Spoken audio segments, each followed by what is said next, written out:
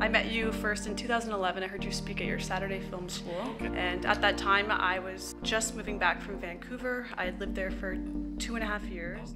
I went there for the Olympics to find stories as a filmmaker. You spoke about why we make movies, this battle of the light and the dark and why we make movies. So what does that mean to you? I think as artists, we have a creative responsibility.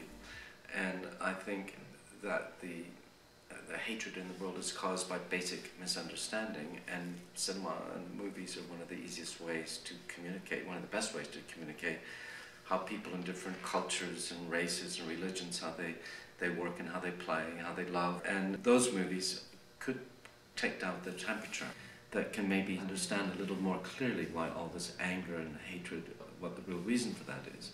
Even one person, you see, and they tell one other person, and it's sort of very, very slow. It's very, very frustrating. But if we don't do that, then there's no hope. There's a tiny bit of hope. Hopefully building into more and more.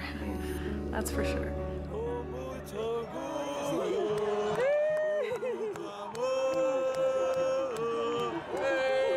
That's a great point, touching on the world issues and how movies can really open our eyes and hopefully connect us in a deeper way. How do you see with the world going on today, and whether it's this battle of the light and the dark or love and fear, it's kind of what causes misunderstandings? It's very depressing to read the newspaper.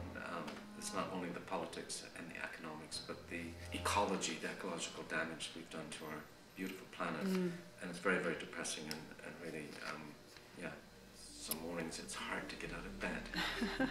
Just think of all those carbons I'm using. Yeah. Oh my God. Yeah. Well, that's definitely touching on a topic that I'm passionate about with my work. Indigenous culture, you know, they lived in nature for so many thousands of years, or I mean, that's where we definitely lived in nature, no matter what you believe, you know. So yeah, I'm definitely passionate about that. Cool. What kind of respect or knowledge do you have about Indigenous wisdom? Well, I grew up in Somalia, East Africa, where there's a huge mythology and mythical stories that the culture embraces, and so too I grew up in Toronto as well.